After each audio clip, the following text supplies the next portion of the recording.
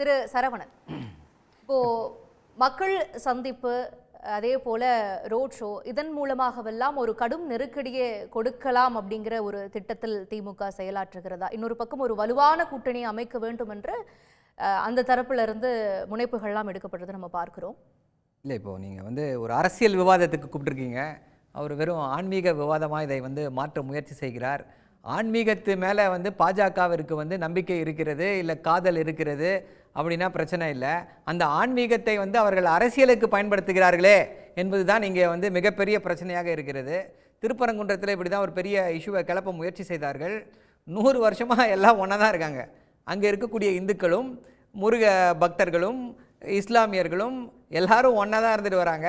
உச்சநீதிமன்றமும் உயர்நீதிமன்றமும் பிரிவி கவுன்சிலே தெளிவான தீர்ப்பை கொடுத்து விட்டுருச்சு. ஆனாலும் அதில் ஏதாவது ஒரு கலவரத்தை உண்டு பண்ண முடியுமா, குழம்பிய குட்டையில் மீன் பிடிக்க முடியுமா என்று தான் பாஜக அங்கே முயற்சி செய்து கொண்டிருந்தது. இன்றைக்கு முருகனுடைய மாநாட்டை மதுரையிலே நடத்துகிறேன் என்று சொல்கிறார்கள். ஐயா, முருகன் தமிழ் கடவுள். நீங்கள் யாரை கூப்பிடுறீங்க? திரு அமித்ஷா, இந்தியை தமிழர்கள் மேலே திணிக்கக்கூடிய திரு அமித்ஷா இப்படி வந்தார் அப்படின்னா தமிழ் கடவுள் என்னையா சொல்லுவார்? இதை எப்படி ஏற்றுக்கொள்வது? முருக பக்தர்கள் எல்லாம் பாவம் பெட்ரோல் டீசல் விலையால் அவதிப்பட்டு கொண்டிருக்கிறார்கள். அந்த முருக பக்தர்களுக்கு பெட்ரோல் விலை டீசல் விலையை குறைச்சி ஏதாவது ஒரு உபகாரம் செய்யுமா ஒன்றிய அரசு? அதெல்லாம் உங்களுக்கு எதுவுமே தெரியலையா? ஜிஎஸ்டி விலை பாதிப்பால் முருக பக்தர்கள் பாதித்து கொண்டிருக்கிறார்கள். அவர்களுக்கு ஏதாவது உங்களால் உபகாரம் செய்ய முடியுமா? இதையெல்லாம் செய்ய முடியுமா? இதைத்தான் முருக பக்தர்கள் வேண்டும் என்று கேட்கிறார்கள். நீங்கள் சொல்கிற இந்த அரசியல், ஐயோ எங்கள் மனம் புண்பட்டு விட்டது, இந்துக்களின் மனம் புண்பட்டு விட்டது அரசியல் இங்கே தமிழ்நாட்டில் ஒர்க் அவுட் ஆகாது. அந்த அரசியல் நார்த் இந்தியாவிலே ஒர்க் அவுட் ஆகாமல் போயிடுச்சு. எப்படின்னு சொல்லி அண்ணன் அருணன் அவர்கள் அருமையாக விளக்கி கூறினார். எப்படி அயோத்தியாலேயே தோற்று போனாங்கன்னு சொல்லிட்டு பாஜகவால் வேறு எந்த அரசியலையும் கையெடுக்க முடியாது. மக்களுக்கு நல்லது செய்கிறேன், இதை எங்களால் நாங்கள் சாதித்து காட்டியிருக்கிறோம், தமிழ்நாட்டு மக்களுக்கு எங்களால் இவ்வளவு லாபம் வந்திருக்கு, இது தமிழ்நாட்டு மக்களுக்கு எங்களால் இவ்வளவு நன்மைகள் விளைந்திருக்கு அப்படின்னு சொல்லி ஏதாவது ஒரு அரசியலை செய்திருக்கிறார்களா? ஒன்றுமே கிடையாது. பணம் கேட்டால் இது என்ன, நாங்கள் என்ன ஏடிஎம்மாக வச்சுருக்கோம் அப்படின்றது, உங்கள் அப்பா பணம் கொடுத்தாரான்னு கேட்குறது.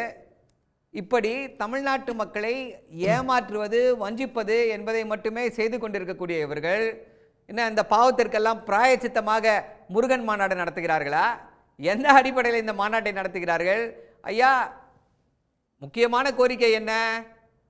எல்லா கோயில்களிலுமே தமிழிலே அர்ச்சனை செய்ய வேண்டும் அப்படின்றது ஒரு முக்கியமான கோரிக்கை. அந்த கோரிக்கையை ஏற்க மறுக்கிறதே ஒன்றிய அரசு.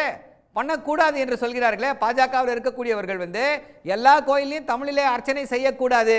முருகன் மேலே நிஜமாவே நீங்கள் பக்திமயமாக இருக்கிறீர்கள், முருகன் மீது நிஜமாவே நீங்கள் ஒரு ஆழ்ந்த நம்பிக்கை வைத்திருக்கிறீர்கள் அப்படின்னா முதலாக ஃபர்ஸ்ட் என்ன பண்ணுவீங்க அப்படின்னா, இந்த தமிழ்நாட்டில் இருக்கக்கூடிய எல்லா கோயில்களிலுமே தமிழிலே அர்ச்சனை செய்ய வேண்டும், இதற்காக பாஜக முதல் ஆளாக நிற்கப் போகிறது அப்படின்னு சொல்லிட்டு அதன் பின்னர் நீங்கள் முருகருடைய மாநாட்டை நடத்தியிருந்தீங்க அப்படின்னா முருக பக்தர்களுடைய மனம் குளிர்ந்திருக்கும். ஒருவேளை சொல்லிட்டாங்கன்னா என்ன போடுவீங்க? நல்லதுதான். நமக்கு நல்லது வேணும் தானே சொல்றோம். நம்ம என்ன இங்க மதத்தை வைத்து திமுக என்ன இங்க அரசியலா செய்கிறது? பாஜக மாதிரி மதத்தை வைத்து அரசியல் செய்ய மாட்டோம். நீங்க சென்ற தேர்தலுக்கு மகளிர் விடியல் பயணம் இது போன்ற விஷயங்கள் எல்லாம் வச்சீங்க. அதை விமர்சித்தவங்களே நாடாளுமன்ற தேர்தல் நெருங்கும் போது பல இடங்கள்ல அதை பிரதிபலிக்கலையா? அது போல நீங்க வச்சிருக்கக்கூடிய விஷயங்களையே இவங்களும் பிரதிபலிச்சு என்ன பண்ணும்? நான் சொல்றேன், அது நல்ல விஷயம். அதுதான் திராவிட மாடலுடைய வெற்றி. அது சேலஞ்சிங்கா இருக்காதா? என்னது சேலஞ்சிங்கா இருக்கா? என்ன சேலஞ்ச்? இவங்க என்னங்க சேலஞ்ச் கொடுக்க முடியும்? பாஜகவும் அதிமுகவும் என்ன சேலஞ்ச் கொடுக்க முடியும்? தொடர்ந்து தமிழ்நாட்டு மக்களை 5 வருஷமா 10 வருஷமா வஞ்சித்து விட்டு இப்போ நாங்கள் சேலஞ்சு கொடுக்குறோம் அப்படின்னா எப்படி தமிழ்நாட்டு மக்கள் உங்களை ஏற்றுக்கொள்வார்கள்? ஒரு சின்ன எடுத்துக்காட்டு, 2150 கோடி ஏன் கொடுக்க மாட்டாங்க? இந்தி படிக்கணுன்றாங்க. அப்புறம் நாங்கள் முருகர் மாநாட்டை நடத்துவோம் அப்படின்றாங்க. ஐயா, அவர் தமிழ் கடவுள். முதல்ல இந்த 2100 கோடி ரூபாய் இந்த தமிழ்நாட்டில் இருக்கக்கூடிய மாணவர்கள் யாருமே இந்தி படிக்க வேண்டாம், கட்டாயமாக இந்தி படிக்க வேண்டாம், அதற்காக நாங்கள் 2100 கோடி ரூபாயை நிறுத்தி வைத்திருந்தோம், இது தவறு அப்படின்னு ஒத்துக்கிட்டு தமிழ் கடவுளுக்கு இது சமர்ப்பணம் அப்படின்னு சொல்லி 2100 கோடியை கொடுத்தாங்க அப்படின்னா ஐயா முருக பக்தர்களுடைய மனம் குளிரும். அதை விடுத்து விட்டு திமுக இப்படி செஞ்சிடுச்சு, நாங்கள் வந்து இதை காப்பாற்றுவோம்னா அதற்கு இங்க வாய்ப்பு கிடையாது. தயவு செய்து அந்த கோரிக்கையை எடுத்துட்டு தமிழ்நாட்டு பக்கம் வராதீங்க. உங்களுடைய அந்த பருப்பு வந்து தமிழ்நாட்டிலே வேகாது என்பதை தெளிவாக சொல்லிக் கொள்கிறோம். இப்போ அடுத்து முக்கியமான பிரச்சனையாக தமிழ்நாட்டின் முதல்வர் வந்து ஒரு முக்கியமான பிரச்சனையை வந்து கையில் எடுத்திருக்காரு. 2019 பேசும்பொழுது, செங்கோட்டையில் பேசும்பொழுது இந்தியாவுடைய பிரதமர் என்ன சொல்றாரு தெரியுமா? மக்கள் தொகை ஒரு மிகப்பெரிய பிரச்சனை, இந்தியா சந்தித்துக் கொண்டிருக்கக்கூடிய முக்கியமான பிரச்சனைகள்ல மக்கள் தொகை பிரச்சனை மிகப்பெரிய பிரச்சனை, மக்கள் தொகையை குறைத்தால்தான் இந்தியா முன்னேறும் அப்படின்னு சொல்லி ஒரு முக்கியமான கருத்தை முன்வைக்கிறார். ஐயா, இன்னைக்கு தமிழ்நாட்டில் மக்கள் தொகை குறைக்கப்பட்டிருக்கிறது, இந்தியாவுடைய வளர்ச்சிக்கு தமிழ்நாடு உறுதுணையாக இருக்கிறது. ஆனா தமிழ்நாட்டில் மக்கள் தொகையை குறைச்சிட்டீங்களா? சூப்பர், உங்களுக்கு தண்டனை. என்ன தண்டனை? உங்களை டீ ப்ரமோட் பண்றோம். உங்களுக்கு 41 சீட்டா? 544 சீட்டில் உங்களுக்கு வந்து 44 சீட்டா? இனிமே அது கிடையாது, குறைச்சிடுவோம். இது போல டீலிமிட்டேஷன். ஓகே, மாநில உரிமைகள் சார்ந்த விஷயங்களை திமுக ஒரு பக்கம் முன்வச்சுக்கிட்டே வருது. நீங்க மதுரையில வந்து நீண்ட ஆண்டுகளுக்கு பிறகு பொதுக்குழு செயற்குழு கூட்டத்தை வந்து கூட்டுறீங்க, மதுரையை மையமாக வைக்கிறீங்க, ஒரு பெரும் திரளான கூட்டம் வருது. பாஜகவும் நாளைக்கு மதுரையை மையமாக வச்சு அமித்ஷா அவர்கள்லாம் வருகை புரிகிறத நம்ம பார்க்கிறோம். திமுகவுக்கான ஒரு டஃப் கொடுப்பாங்களே, நீங்க உரிமைகளை சார்ந்து பேசுறீங்கன்னா அவங்க இன்னொரு பக்கம் கடவுளை சார்ந்து எடுத்துட்டு போறாங்க. அது வந்து இமோஷனலா பீப்புளை கனெக்ட் பண்ணாது. இல்லை, இப்போ இமோஷனலாக பீப்புளை கனெக்ட் பண்ணோம் அப்படின்னா அதுதான் சொல்கிறேன். தமிழ்நாட்டில் வந்து தமிழ்நாட்டு மக்கள் வந்து மதத்தையும் அரசியலையும் எப்பொழுதுமே தனித்தனியாக தான் பார்ப்பாங்க. மதத்தையும் அரசியலையும் தமிழ்நாட்டில் ஒன்றா கலக்கவே மாட்டாங்க, அதற்கு வாய்ப்பே கிடையாது.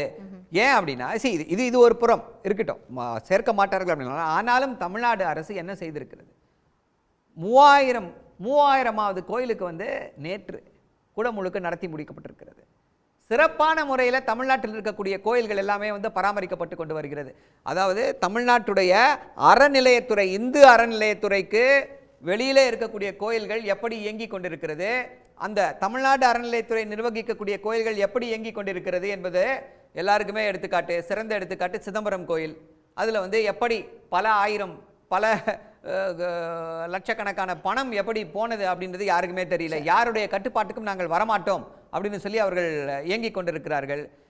இப்படி இருக்கக்கூடிய சூழ்நிலையில இவர்கள் வந்து தமிழ்நாட்டில் வந்து ஒரு வளர்ச்சி அடைந்த மாநிலத்தில், எல்லோரும் கல்வி அறிவு பெற்றிருக்கக்கூடிய மாநிலத்தில், அதை விட முக்கியமாக அரசியல் அறிவு பெற்றிருக்கக்கூடிய மாநிலத்தில் இங்க வந்து நாங்கள் தான் இந்து மதத்துடைய காவலர்கள் அப்படின்னா யார் ஏத்துப்பா உங்களை இந்து மதத்துடைய காவலர்கள் என்று சொல்கிறார்களே? நம்ம இந்தியா முழுக்க இடஒதுக்கீடு யாருக்கு கொடுக்கப்படுகிறது? ஒடுக்கப்பட்ட இந்துக்களுக்கு கொடுக்கப்படுகிறது. ஒடுக்கப்பட்ட இந்துக்களுக்கு இங்க 69% இடஒதுக்கீடு. இவர்கள் நிஜமாவே இந்து மதத்தின் காவலர்கள் என்றால் என்ன பண்ணிருக்கணும்? இந்தியா முழுக்க ஒடுக்கப்பட்ட இந்துக்கள் அவங்களுக்கு 69% இடஒதுக்கீட்டை அமல்படுத்திட்டு அப்புறமா வந்து நாங்கள் தான் இந்து மதத்தின் காவலர்கள் சொல்லி மார்த்தட்டி கொள்ளலாம். இவர்கள் வெறும் உயர் ஜாதி இந்துக்களுடைய காவலர்கள். உயர் ஜாதி இந்துக்களுக்காக நடத்தப்படக்கூடிய ஒரே கட்சி பாஜக. உடனுக்குடன் செய்திகளை தெரிந்து கொள்ள சன் நியூஸ் பெல் ஐகானை கிளிக் பண்ணுங்க.